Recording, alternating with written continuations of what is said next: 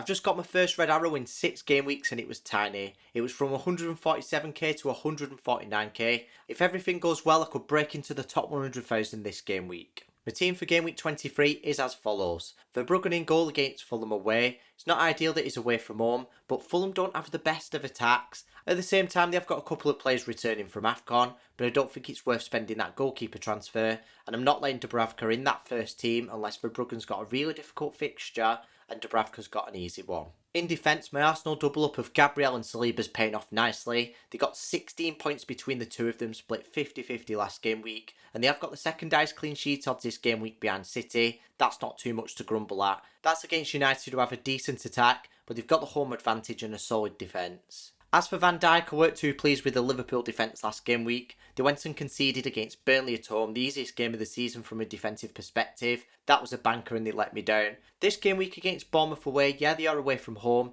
and they've got average clean sheet odds, but Bournemouth have lost a few key attackers, so they've lost Semenyo to City, Kluivert's out injured, and now it looks like Tavernier's out injured as well, so they really are depleted in attack, so I don't mind starting Van Dijk. I do mind starting a Stev though this game week. Burnley have got a poor, unreliable defence, but this is my buzz team right now because Tavernier is injured and he might not be starting. He might be the first slot on the bench. Let's just see at the end when I discuss the transfers. Either way, if he does start this game week, it's Spurs at home. At least he's got the home advantage. And Spurs attacking numbers have actually been very poor this season. They're actually ranked 16th ahead of West Ham, Wolves, Burnley and Sunderland. Not much to shout about. Taking a look at the fixtures from a defensive perspective, City are right at the top of the defensive ticker, and I know that they've got some defensive injuries which does weaken the defence, but they've just gone and bought Mark Guéhi, who looks like he's going to go straight into the team. He's only 5.3 mil, so if you can afford him, now's a great time to buy him. Still, if you can stretch your budget all the way up to an Arsenal defender,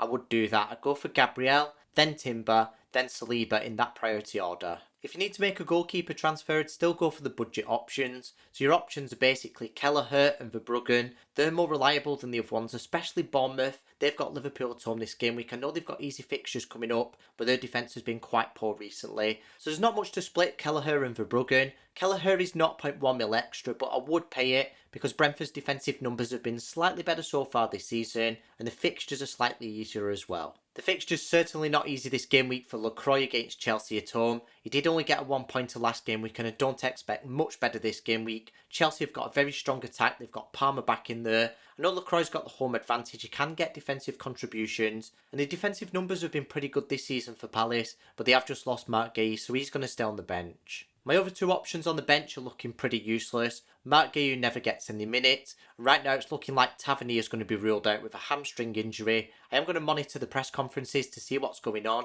but I might have to sell him. Moving on to midfield, it was unfortunate that Foden only got 45 minutes last game week, but right now he's got 75 expected minutes and that's in a very easy fixture against Wolves at home, and it is ideal that he got subbed off early in the Champions League match midweek. Saka's another player that let me down last game week minutes wise. He only featured for 33 minutes, but he's got 79 expected minutes this game week, and that's against United at home. Not a bad fixture at all for an attacker. I've just realised that none of my midfielders actually played the full match last week, but Sharda was the most reliable with 81 minutes. This game week it's Forest at home, and that's a decent fixture from an attacking perspective as well. I know he didn't return last game week, he did blank. All my midfielders blanked last game week actually, but before that he was scoring and assisting, so the attacking returns are there. I don't trust Gordon as far as I can throw him minutes wise, but Villa at home's not too bad from an attacking perspective, and he has got a difficult fixture next game week, so I will probably sell him next game week anyway, but I do think I'll keep him this game week. There is a high upside there with him being on penalty duties. Taking a look at the fixtures from an attacking perspective,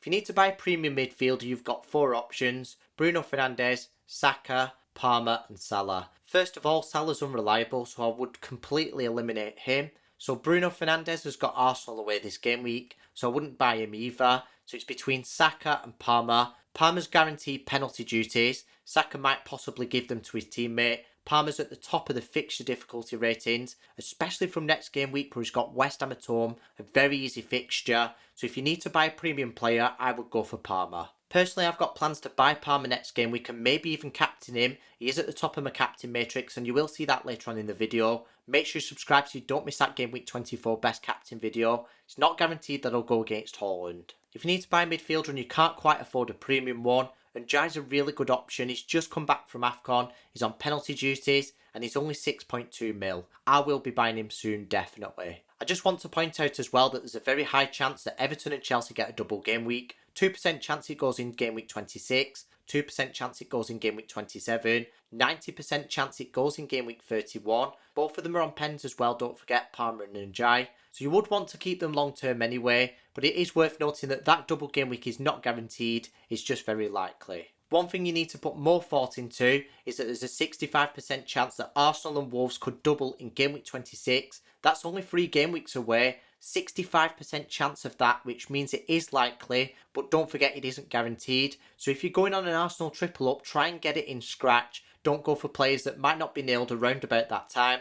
I've got Saka, Gabriel and Saliba. That's near enough my optimal 3. The only thing I would do is change Saliba to Timber, but it's not worth that free transfer right now. On that note, there is temptation to sell Haaland after this game week. Captain Palmer in game week 24. Captain Saka in game week 25, which you will see on my captain matrix later on in the video. Then possibly go against him in game week 26 against Fulham at home. And I'd happily go against him in game week 27 against Newcastle at home, whilst Palmer's got Burnley at home. The reason I say that is because I'd have to free up funds to get to Palmer, and I wouldn't want to sell Saka if he's got a double game week. If you're thinking of making a forward transfer this game week, I'd consider delaying it unless you absolutely have to. None of the options stand out whatsoever. Haaland has got Wolves at home, but you've probably got him anyway. If I had to really pick, I'd go for Mateta. He's on penalty duties, but he's not nailed, and you'd hope he would be playing in game week 26 and game week 27. I am clutching at straws there, so delay it if you can. Now I'm going to cover the forwards,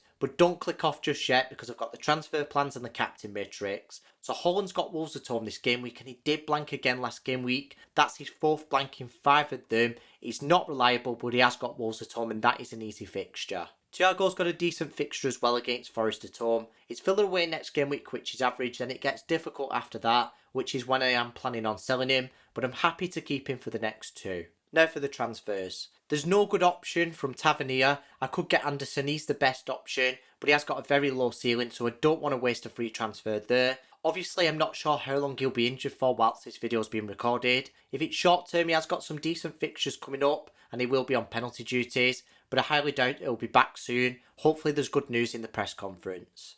I don't think it's worth spending 2 free transfers to get Njai in. Obviously there's a lot of uncertainty surrounding the double game weeks, and I would like the most information possible with the most free transfers possible. Obviously I might have to put some fires out or make some optimal transfers. I don't think it's worth spending 2 free transfers to get Njai in. Obviously that doesn't rule me out getting him in future. It could even be next game week if I sell Haaland. I've got a few free transfers there to switch up my team and distribute the budget, which would include Palmer coming in as well. Let's just see. So with those free transfers being so valuable and the limited replacement options, I do think I'm probably going to have to roll this game week and probably start a Stev in defence. I don't really like the idea of that, but that might be best for my team right now long term. Let's just see. Make sure you follow me on Twitter and Patreon because my team reveal will be posted on there, and I'm not ruling out making any free transfers yet. Despite Haaland being in poor form, he's still got the highest ceiling in the league, and he's got a very easy fixture this game week against Wolves at home. So he obviously tops the captain matrix this game week, and he's obviously going to be my captain.